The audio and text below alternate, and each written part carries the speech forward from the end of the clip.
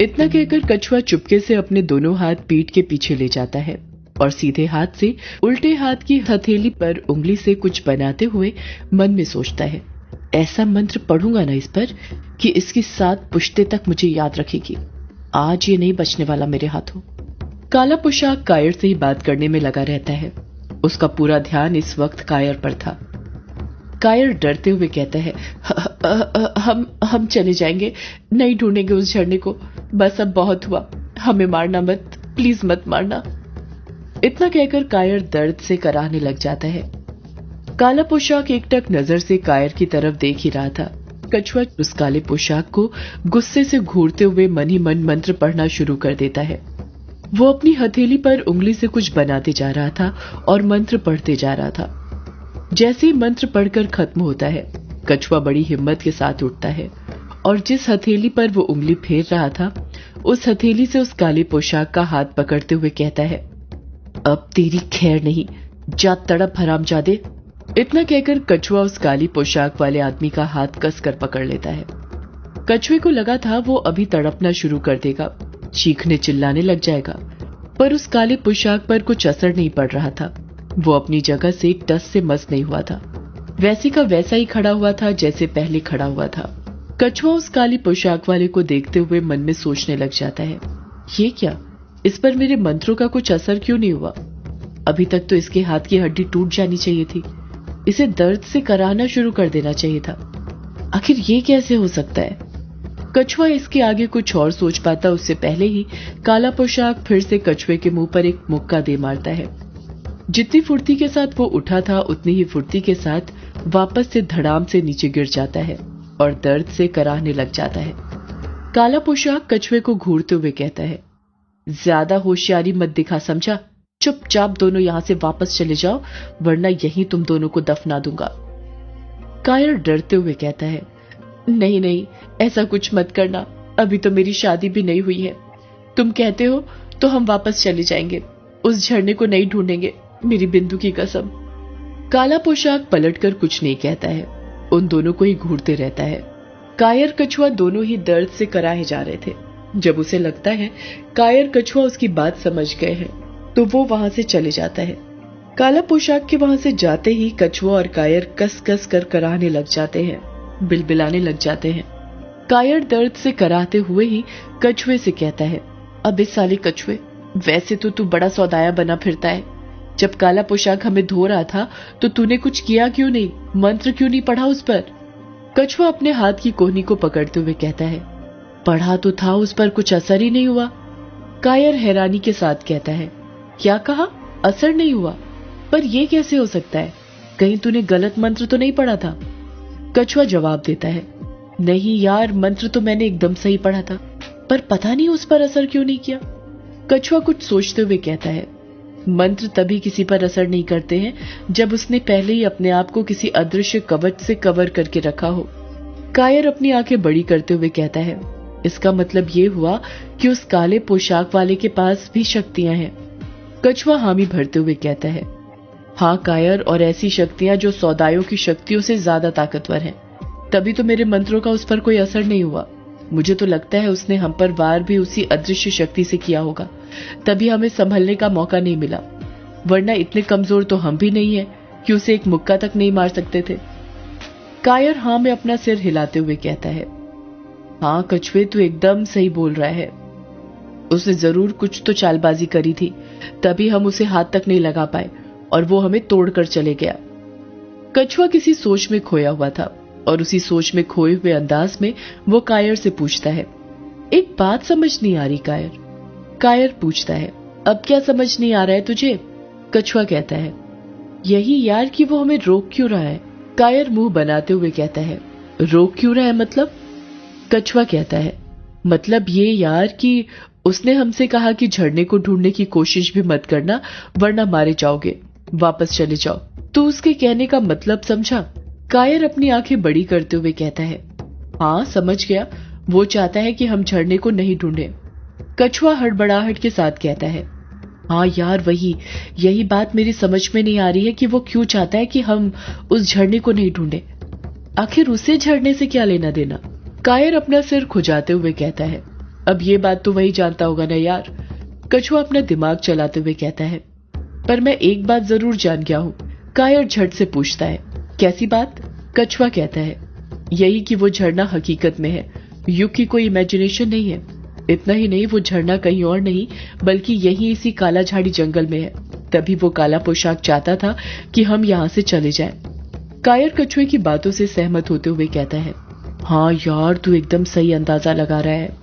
कछुआ अपना और दिमाग दौड़ाते हुए कहता है, पर एक बात और समझ नहीं आ रही है, उसे कैसे पता चला कि हम वो झरना ढूंढ रहे हैं? कायर भी अपना दिमाग दौड़ाते हुए कहता है, दिलीप अंकल, हाँ उसे वहीं से पता चला होगा। कछुआ मुंह बनाते हुए कहता है, दिलीप अंकल से पता चला होगा मतलब?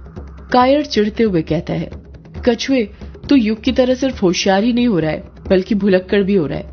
भूल गया जब युग ने दिलीप अंकल को वो पेंटिंग दिखाई थी तो उन्होंने कहा था वो युग की मदद करेंगे। उन्होंने बल्लू काका और अपने आदमियों से उस जगह का पता करने के लिए बोला था। हो सकता है कि जब वो गांव में उस जगह का पता कर रहे हो तो उस काले पोशाक को वहीं से पता चला हो। कछुआ कहता है, इसका मतलब वो काला पोशाक वाला गांव का ही कोई आदमी है, पर वो है कौन? कायर खामोश रहता है क्योंकि उसके पास कछुए के सवाल का कुछ जवाब नहीं था। कछुआ कहता है, अब क्या करे? कायर मुंह बनाते हुए कहता है, क्या करे क्या पूछ रहा है? तूने सुना नहीं था क्या उस काले पोशाक ने क्या कहा था? वापस चले जाओ वरना मरोगे। कछुआ कहता है, तो तू चाहता है हम उससे डर कर वापस चले जाएं, उस झरने को नहीं ढूंढे?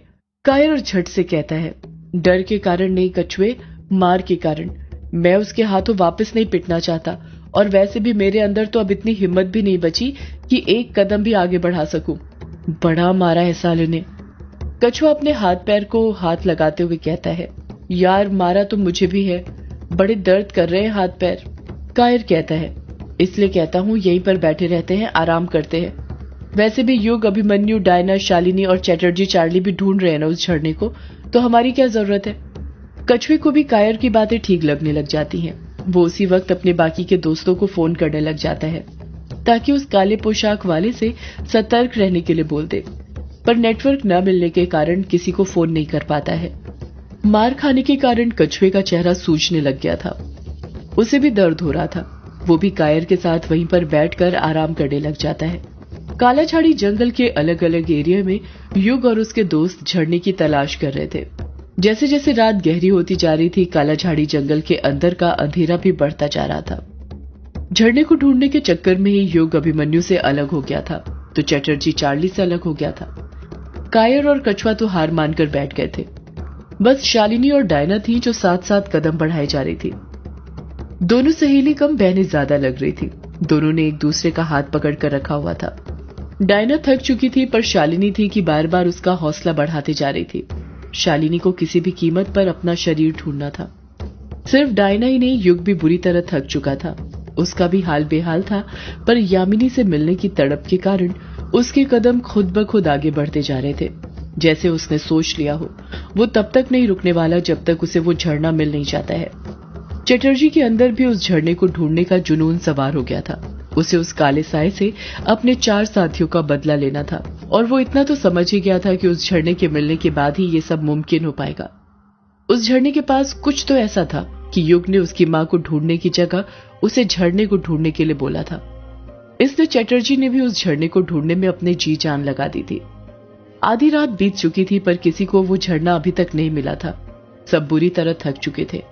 चैटर्जी के मोबाइल की तो अब बैटरी भी लो होने लग गई थी, ऊपर से उसका गला अलग सूख रहा था। चैटर्जी थके हारे अपने कदम आगे बढ़ाते हुए कहता है, पानी पानी पानी। चैटर्जी प्यास के कारण तड़पे जा रहा था। उसे बहुत प्यास लगी हुई थी, इतनी प्यास कि उसके दिमाग से झरने को ढूंढने का ख्याल निकल गया था। वो किसी अपाहिज की तरह अपने कदम आगे बढ़ाते जा रहा था। पानी की प्यास ने उसे सब कुछ भुला दिया था। वो पानी पानी बोलते हुए ही आगे बढ़ते जा रहा था। चैटर्जी कालाझाड़ी जंगल में बहुत अंदर घुसे चला आया था, इतना अंदर कि वो आज तक पहले कभी नहीं गया था। चैटर्जी को इतनी प्यास लगी हुई थी कि वो जंगल के अंदर लगे पेड़ों के पत्तों में पानी ढूंढने की कोशिश कर रहा था, पर उनमें भी एक बूंद पानी नहीं था। ऐसा लग रहा था जैसे किसी ने सारे पत्तों का पानी सोख लिया हो और उसे तड़पने पर मजबूर कर दिया हो। दूर दूर तक पानी के कोई आसार नजर नहीं आ रहे थे। ऊपर से अंधेरा इतना था कि कुछ समझ में नहीं आ रहा था कि आगे क्या था। चटर्जी पानी पानी बड़बड़ाते हुए अपने लड़खड़ाते हुए कदम के साथ आगे बढ़ते जा रहा था। चटर्जी आगे बढ़ ही रहा था कि तभी पानी की आवाज सुनाई देती है। पानी की आवाज ऐसी थी जैसे ढेर सारी मछलियां पानी में यहां से वहां हो रही हो। जंगल में सन्नाटा छाया हुआ था, जिस कारण वो आवाजें साफ सुनाई दे रही थी। चटर्जी अपने आसपास देखते हुए पागलों की तरह कहता है, पानी पानी पानी। चटर्जी उस आवाज का पीछा करने लग जाता है। अभी उसने 9-10 कदम ही आगे बढ़ाए थे कि उसे अपने सामने एक तालाब नजर आने लग जाता है। अंधेरा होने के कारण तालाब कितना बड़ा था ये समझ नहीं आ रहा था, पर चटर्जी इतना जरूर समझ गया था कि वो कालाझाड़ी जंगल के आखिरी हिस्से में है, जहां पर कालाझाड़ी जंगल खत्म होने वाला था।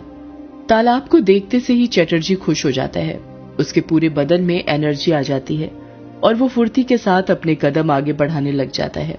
वो तालाब के पास पहुंचता है और अपनी हथेली में पानी लेकर गटागट पानी पीने लग जाता है। पानी पीते पीते चटर्जी ने अपनी शर्ट पूरी तरह भिगा दी थी। ऐसा लग रहा था जैसे वो कई दिनों से प्यासा हो। जब चटर्जी की प्यास बुझती है तब जाकर उसे थोड़ा ठीक लगता है। उसके दिमाग में वापस से झड़ने का ख्याल आने लग जाता है। ऐसा लग रहा था जैसे उसके शरीर में वापस से जान आ गई हो।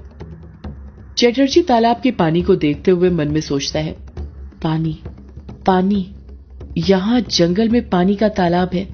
इसका मतलब हो सकता है यहां आसपास कहीं झरना भी हो। अगर तालाब है तो झरना भी हो सकता है। इतना कहकर चटर्जी और फुर्ती के साथ अपने कदम आगे बढ़ाने लग जाता है, पर उसे झरना कहीं नहीं दिखता है। कुछ कदम चलने के बाद ही वो वापस से थकने लग जाता है। वो सुबह से चल रहा था, जिस कारण उसके पैरों ने उसका साथ देना छोड़ दिया था। वो लड़खड़ाने लग गया था। चटर्जी समझ गया था कि वो अब ज्यादा नहीं चल पाएगा। उसे आराम की सख्त जरूरत है। इस कारण वो आराम करने के लिए एक बड़े से पेड़ के नीचे बैठ जाता है।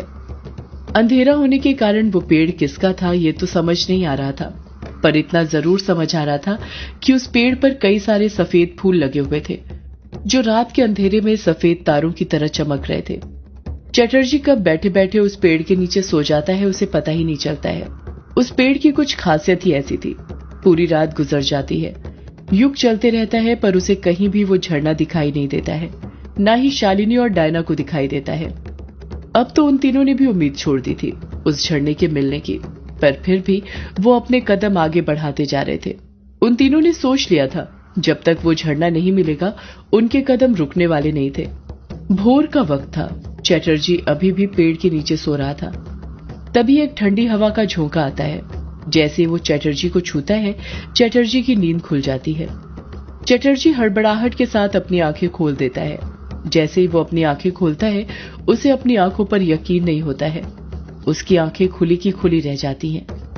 चटर्जी खुद से बड़बड़ाता है, यही है, यही तो है वो। सदी